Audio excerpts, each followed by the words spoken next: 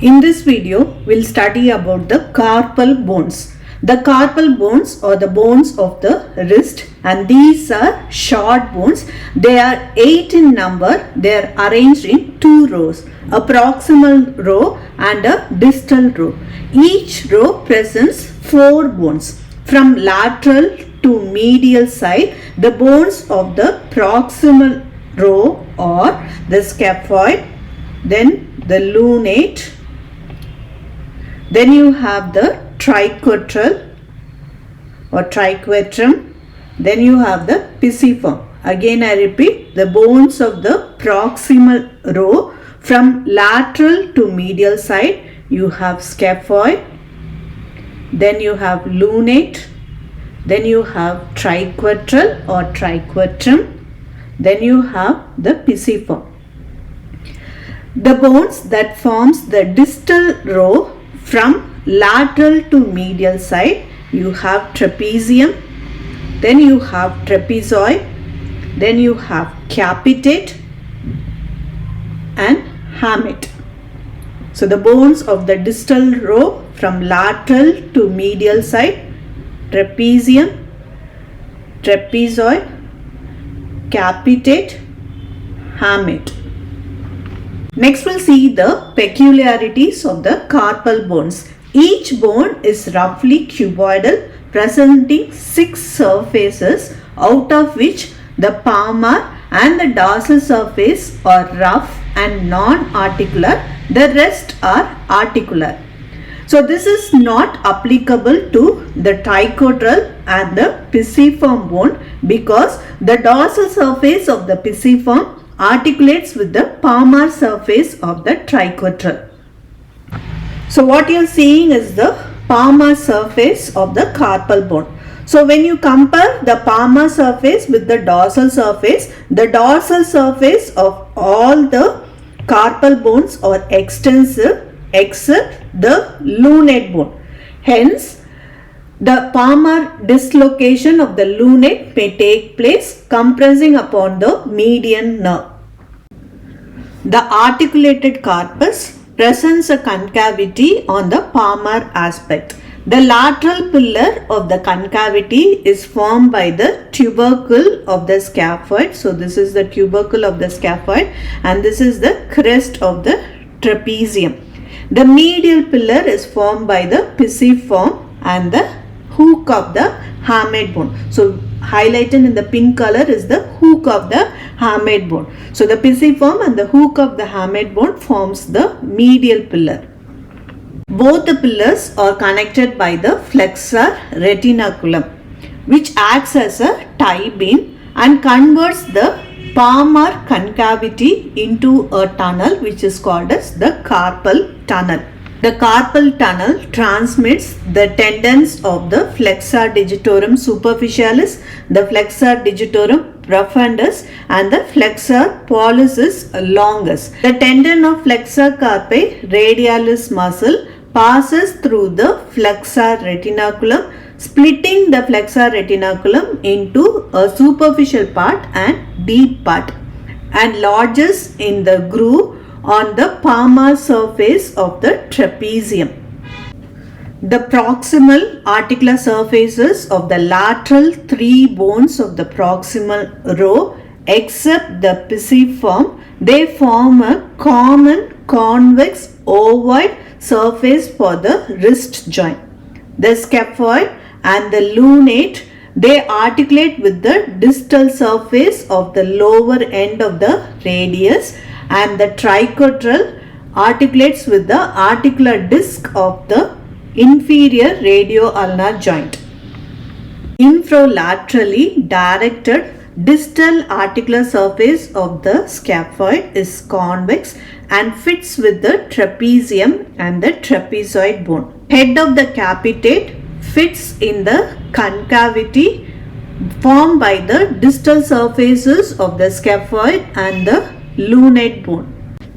The edge of the hamate. So this is the edge of the hamate. It articulates with the lunate bone in between the capitate and triquetral. Thus, Between the proximal and the distal rows of the carpal bone, a mid-carpal joint is formed which is sinuously curved and convex or concave from lateral to medial side. This joint permits flexion and extension but limits abduction and adduction. Distal row of carpal bone articulates with the bases of the 5 metacarpal bone. The trapezium presents a saddle-shaped articular surface for the first metacarpal bone and provides a separate joint cavity for wide range of movement, especially for the opposition of the thumb. The base of the second metacarpal bone is deeply wedge-shaped and it articulates with the trapezium, trapezoid and capitate bone, and this makes the bone immobile. The distal surface of the capitate bone, it articulates mainly with the third metacarpal bone, partly with the second and the fourth metacarpal bones. The hamate, so this is the hamate. The hamate articulates with the fourth and fifth metacarpal bones. The constricted waist of the scaphoid bone may be fractured due to a fall on outstretched hand, and this may produce avascular necrosis of the proximal fragment due to the interruption of the blood supply, which is derived mostly from the distal part of the bone.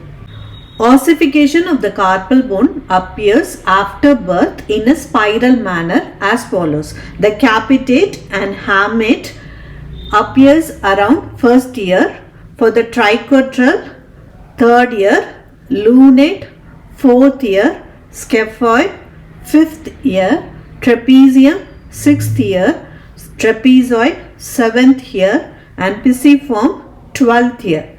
The capitate is the largest bone and start ossification first. The pisiform is the smallest bone and it is ossified in the last. The pisiform is said to be the sesamoid bone ossified in the tendon of flexor carpi ulnaris. Next we'll see the important structures attached to the carpal bone. The lateral pillar of the carpal arch presents a vertical ridge and it is formed by the tubercle of the scaphoid and the crest of the trapezium. This ridge gives origin from above downwards to the abductor pollicis brevis, opponens pollicis and then the flexor pollicis brevis.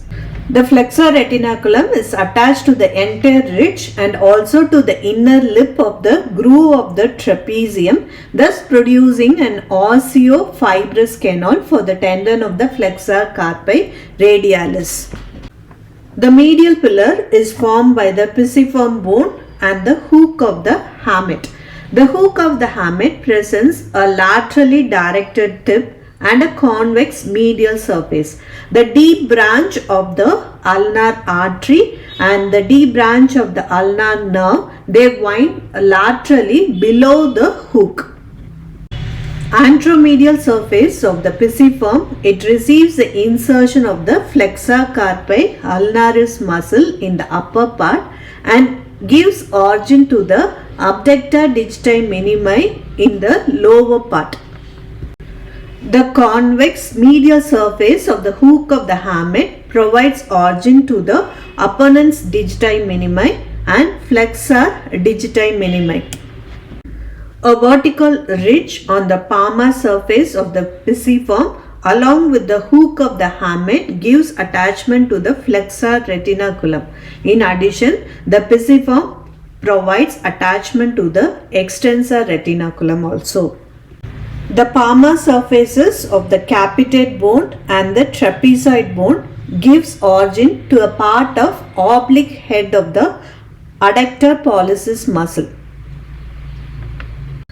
Now we'll see the description of each carpal bone. First we'll see about the scaphoid. It is boat shaped and the long axis is oblique and it presents a tubercle. So this is the tubercle which is directed laterally downwards and forwards. The tubercle determines the side of the bone and it gives attachment to the abductor pollicis brevis and flexor retinaculum. The scaphoid articulates proximally with the radius, distally with the trapezium and trapezoid, medially with the lunate and capitate, the head of the capitate. Next we'll see about the lunate. It is semilunar in shape with the convex articular upper surface, broader non-articular palmar surface and a lateral semilunar articular surface which determines the side of the bone. So when you see the articulation of the lunate bone, it articulates proximally with the radius, then distally with the head of the capitate and edge of the hamate, laterally with the scaphoid bone, medially with the triquetral bone.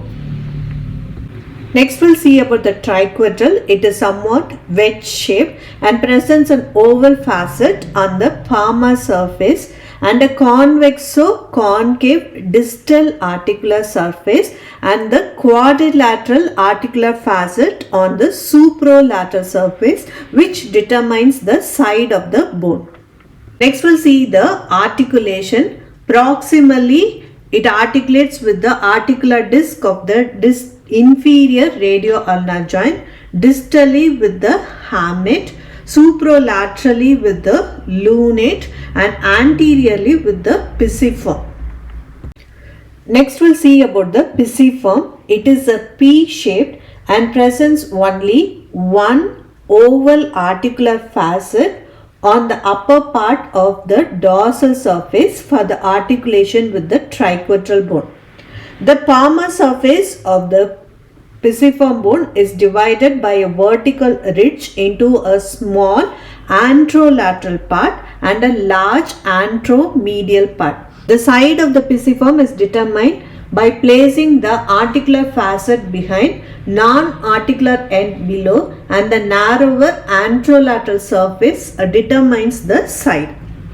Next we'll see about the trapezium. It is quadrilateral in shape and presents a saddle-shaped distal articular surface, and then you have a vertical groove on the palmar surface of the trapezium. Then the lateral margin of the vertical groove forms a prominent crest of the trapezium. So this determines the side of the bone. Next we'll see about the articulation of the trapezium. It articulates proximally with the scaphoid bone, distally with the base of the first metacarpal and medially with the trapezoid bone and the base of the second metacarpal bone. Next we'll see about the trapezoid. It resembles the shape of a boot and it presents a larger distal articular surface, and then you have a small non-articular palmar surface. This exhibits a tail-like infralateral extension resembling the heel of the boot. The heel determines the side of the bone.